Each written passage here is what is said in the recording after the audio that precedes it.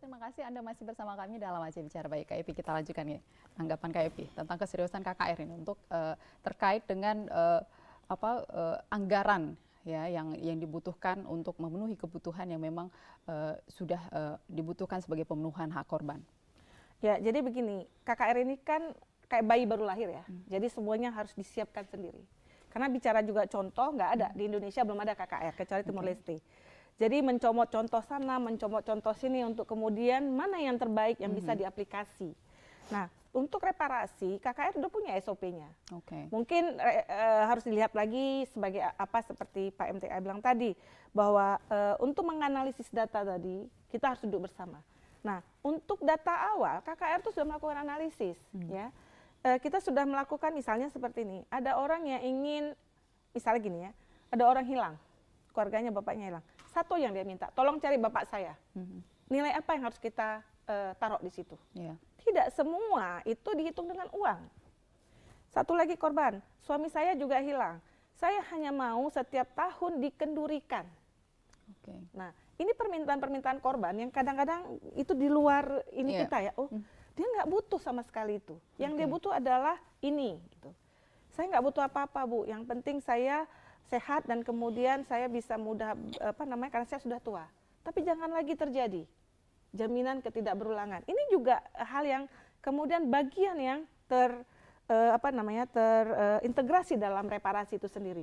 Reparasi harus dipahami tidak melulu soal ganti rugi, ekonomi dan sebagainya. Tidak. Reparasi itu bagian dari mengangkat martabat harkat kemanusiaan korban. Jadi di dalamnya itu ada bagaimana kita pemenuhan hak terhadap korban yang miskin karena ini, yang hilang pekerjaan karena konflik, yang tidak bisa sekolah. Jadi begitu banyak peristiwa terjadi, tidak semuanya menuntut hal yang itu tadi. Kembali ke Pak MTA bilang, saya pikir ini harus dibangun komunikasi dengan KKR lagi ya. Bagaimana melakukan analisis ya. Dan kemudian saya pikir BRA juga memiliki tugas yang berat. Ini BRA yang kalau saya bilangnya sekarang yang harus diperkuat adalah BRA. Kenapa? Karena tupoksi BRA adalah melaksanakan perintah kanunnya rekomendasi KKR Aceh. Baik itu mencari orang hilang. Itu juga menjadi bagian yang harus dibentuk dan dilakukan oleh BRA kerjasama KKR tentunya dengan instansi terkait ya, LPSK, Komnas HAM dan sebagainya. Nah, saya hanya KKR ini kan proses non yudisial ya, karena tetap aja penetapan terhadap itu berat atau tidak berat pelanggaran HAM-nya itu pada Komnas HAM. Jadi alternatif dispute-nya itu ada pada KKR. Nah, kemudian untuk reparasi dan rekonsiliasinya itu rekonsiliasi kepada Wali Nanggro malah tupoksinya reparasi kepada BRA dan dalam hal ini tentu pemerintah Aceh. Saya pikir idenya Pak MTA itu sudah ada progresnya, cuman bagaimana mengkomunikasikan kembali dengan komisioner sekarang agar ini bisa satu titik temu supaya ketika ke pusat tadi, nah ini peluang saya lihat. Kalau peluang ini tidak digunakan ya lagi-lagi kita tidak punya kesempatan. Ini ada peluang di mana Pak Jokowi sudah menetapkan 3 kasus. Saya mau kasih tahu bahwa 3 kasus yang ditetapkan itu salah satunya adalah kasus Romo Gedung atau Posatis. Posatis itu tidak hanya Romo Gedung. Posatis di Aceh itu dari mulai PD waktu itu masih sampai ke Aceh Timur. Nah itu lebih kurang ada 10 lebih atau 10 sampai 13 Posatis. Nah ini yang maksud saya PR-nya besar. Karena peristiwanya terjadi tahun 89 sampai 98. Yang menjadi contoh Komnas HAM cuma 1 Romo Gedung. Nah, peluangnya juga harusnya digunakan KKR kalau saya ini lagi untuk melakukan identifikasi korban pelanggaran HAM masa lalu yang berkaitan dengan Posatis itu tadi. Karena memang pada pendirian itu, pada periode itu Posatis itu salah satu strategi yang dilakukan oleh Kopassus untuk mengontrol gerakan Aceh Merdeka dulu namanya, seperti itu.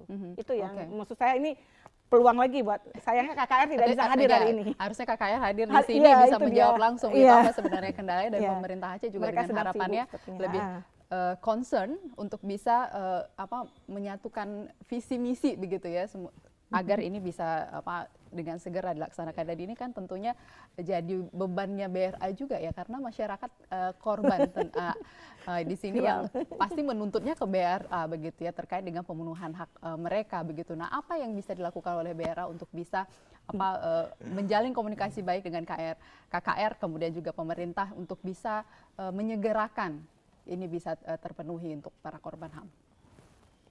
Kalau kita melihat BRA ini kan memang lagi seksi sekarang. Memang lagi seksi. Dilirik sama semua mata tertuju ke BRA, bagaimana proses reintegrasi ini bisa berjalan secara maksimal. Karena bagi masyarakat sekarang, pemenuhan hak khususnya bagi korban itu menjadi hal yang sangat penting untuk menjaga proses perdamaian berkelanjutan. Yeah.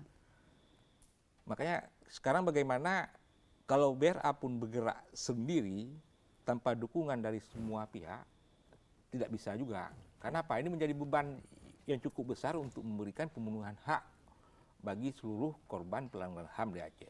Dengan 3 penerima manfaat aja yang ada di BRA, misalnya mantan kombatan, tapol-napol dan korban konflik yang sedang kita jalankan, masih ada terjadi pro dan kontra di masyarakat. Belum lagi kita coba berbicara tentang konsep-konsep baru yang akan kita berikan pada pemenuhan hak bagi korban misalnya. Saya sepakat, kalau KKR, contohnya baru kita di Aceh. Tapi kalau untuk reparasi, sudah dilakukan di beberapa provinsi. Misalnya Maluku Utara pernah itu reparasi, Wonosobo, Jakarta sendiri. Kenapa enggak kita misalnya coba belajar pengalaman dari beberapa kawan-kawan yang sudah menerapkan di provinsi-provinsi tersebut, apanya kelemahan yang bisa kita ambil sebagai contoh misalnya. Tapi di luar itu semua, ada satu hal yang harus kita melihat. Ini generasi emas sebenarnya, bukan hanya di Aceh, tapi juga di Jakarta. Ini 2 orang ini di depan kita, ini pelaku sejarah nih, tanda kutip. Mereka tahu betul bagaimana proses ini semua terjadi, dan mereka termasuk pelaku sejarahnya.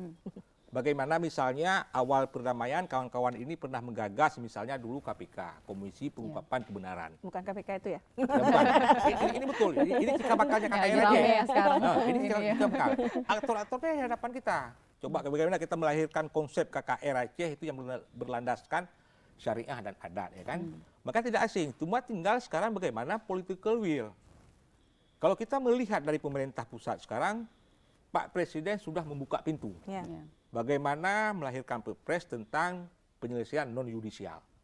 Apakah ini kita sambut secara maksimal oleh kawan-kawan di Aceh, khususnya oleh pemerintah Aceh, ada KKR dan BRA di dalamnya, atau ini kita biarkan? Kalau kita biarkan, ini satu hal misalnya kita sudah mengambil langkah mundur. Karena peluang ini sudah dibuka. Kalau Pak Agus melihat kondisi sekarang, apakah langkah membiarkan atau memang semangat untuk bekerja bersama? Kalau kita baca berita 2 hari yang lalu, misalnya kawan-kawan KKR menyerahkan data. Ditemani Wali Nanggro? Ya, ditemani Wali Nanggro ke pemerintah pusat melalui Menko Polhukam ya, 5.000 data. Tetapi jangan sampai proses hanya menyerahkan data. Itu dia. Tapi ada proses lainnya. Apalagi tadi data tidak detail dengan peluang yang sudah dibuka oleh pemerintah pusat hari ini, tapi bagaimana kita di negara Aceh melakukan penguatan. Penguatan dalam segi aturan di tingkat Acehnya, dan bagaimana juga kebutuhan-kebutuhan pada korban, seperti dijelaskan Bu NPA tadi. Kalau kita semua membebankan anggaran ini kepada pemerintah Aceh, tahun 2024 bangkrut ini Aceh. Sepakat? Ya betul. Ini butuh dana anggaran cukup besar. Makanya coba bagaimana hari ini semua komponen yang ada di Aceh saling terbuka, mempunyai political will sama-sama bahwa pemenuhan hak korban menjadi hal yang sangat penting untuk menjaga proses perdamaian berkelanjutan. Dan satu hal lagi menjadi hambatan bagi kita di Aceh, masih ada pola pikir dan mindset dari masyarakat atau beberapa pengambil kebijakan yang menyamakan antara hak dan bantuan. Nah, ini itu dia. hal yang sangat salah pola pikir ini. Harus dibedakan yang mana hak, yang mana bantuan. Bagi saya, pemenuhan hak bagi korban itu menjadi hal yang sangat penting dan tidak boleh disamakan dengan bantuan. Itu intinya. Soal bagaimana hari ini BRA sudah melaksanakan beberapa proses reintegrasi dan menjalankan rekomendasi KKR, itu mandat dalam aturan. Tetapi bagaimana implementasi di lapangan, pasti ada pro dan kontra. Contoh terakhir 245. Begitu skema bansos kita jalankan, 10 juta per orang. Kenapa? Karena itu kan sudah diatur dalam Pergub. Pergub Bantuan Sosial nomor 16 tahun 2022. Enggak kita jalankan tidak mungkin juga. Kenapa? Rekomendasi sudah ada tahun 2019. Ya. Apakah ini kita biarkan menunggu aturan yang lahir? Kan nggak mungkin juga. Makanya kita coba mengambil semua peluang bagaimana hak korban, walaupun agak sedikit melenceng terjadi pro dan kontra, tapi kita berikan. Apa sebenarnya skema paling tepat untuk bisa memenuhi hak korban ini? Ya salah satunya reparasi. Ya, dari reparasi itu sendiri saya mau banyak sebenarnya. Jadi kebutuhan korban Oke, tuh yang kemarin baru direalisasi kan dalam bentuk bantuan, begitu bantuan sosial. karena memang tidak ada mekanisme lain sehingga alternatifnya itu. Kalau enggak sama sekali harus duitnya jadi dipulangkan. Nah, yang mau kita kejar adalah sekarang harus ada regulasi khusus supaya KKR reparasi yang sudah rekomendasi KKR tadi bisa dijalankan oleh pemerintah Aceh. Jadi skema apa? Ya, skema harus dipikirkan oleh pemerintah. Seperti apa uang negara itu digunakan, dari mana datangnya dan sebagainya, itu kan pemerintah yang tahu. Bersama DPR dia harus memikirkan ini soal ini. Jangan nanti 2024 mau pemilu korban dipakai lagi, dibilang lagi. Jadi itu saja, kita nggak pernah selesai dengan kondisi di mana hak korban itu dipenuhi. Tapi persoalannya tadi Pak Muhammad katakan bahwa data yang ada itu tidak punya analisis akademik yang itu jelas, dibentuk. tidak Maksud saya kalau memang itu kurang dan itu tidak mumpuni, itu harus dikaji ulang. Itu kan terbuka. Maksud saya yang penting 5.000 itu adalah harapan, bukan hanya data. Itu permintaan orang, harapan orang, nangis-nangis dia bercerita. Sehingga kita nggak bisa dengan mudah bilangnya ini seperti ini, enggak. Ini harapan dan ini harus bisa dilaksanakan. Itu yang penting dari pemerintah Aceh, bahwa dia mau melakukan itu. Dan ini juga tentu pemerintah Aceh punya intervensi yang bisa dilakukan terhadap KKR untuk bisa menjelaskan ini secara detail agar bisa tadi realisasi secepat mungkin. Sudah. Komunikasi lagi. Enggak, ini yang jadi masalah komunikasi. Begini ya, saya secara khusus, saya staf khusus gubernur merangkap juru bicara pemerintah Aceh. Staf khusus itu diperintahkan untuk melakukan pendampingan kepada KKR dalam menindaklanjuti hasil kerja KKR. Kita sudah mengarahkan dengan ketua KKR sudah duduk dari 5.000 itu. Coba kita rapatkan dengan kawan-kawan komisioner, nanti undang saya, kemudian kita diskusi, kemudian nanti kita pertajam diskusinya kembali, kita KKR bikin kegiatan, bikin rapat, ajak Bapeda, ya kan? Kemudian bagaimana mekanisme ini yang terbaik, ya kan? Ini kita arahkan. Tetapi kan hal itu nggak dilakukan. Jadi sejak masa Pak Nova Iriansyah tuh, 2019, itu udah kita arahkan, tapi nggak jalan, udah berapa kali. Pemerintah Aceh, posisi pemerintah Aceh kan nggak bisa mengintervensi kebijakan KKR, itu nggak bisa dia, karena KKR ini itu lembaga yang independen dia, itu nggak bisa diintervensi. Tetapi untuk menjalankan kebijakan dia itu dalam perspektif misalnya reparasi, pemerintah bisa mengarahkan itu untuk mempercepat, dan ternyata itu nggak cepat. Udah beberapa kali kita lakukan pendekatan itu nggak sinkron, jadi nggak ngeh lah. Nah kemudian di Bapeda, kepala Bapeda dengan saya juga udah duduk bahwa Bang, nanti kita akan menggelar, KKR ini akan menggelar beberapa kegiatan, terutama untuk membentuk DID, mengkaji hasil korban yang sudah dilakukan pendekatan. Yang mengetahui bagaimana setiap korban hasil investigasi itu orang KKR. Korban ini kondisinya apa? Wah, dia sudah nggak ada rumah, anaknya terbengkalai, dan setiap orang hasil investigasi itu yang paling mengetahui itu kawan-kawan komisioner, kawan-kawan Pokja terutama. Nah, jadi kita arahkan untuk percepatan itu, kita bikinlah DID. Setiap korban ini kita klasifikasi, sekian ribu apa cocoknya reparasi.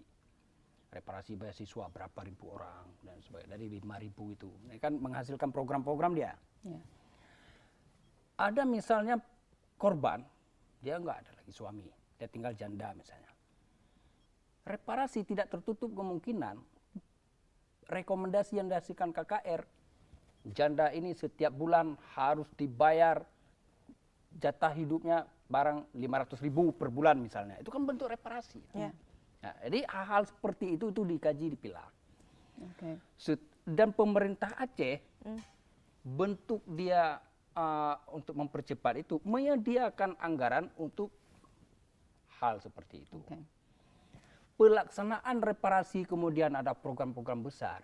Nggak mampu pemerintah Aceh. Program itulah yang kemudian kita bawa ke pusat. Oke. Pusat dia terbuka.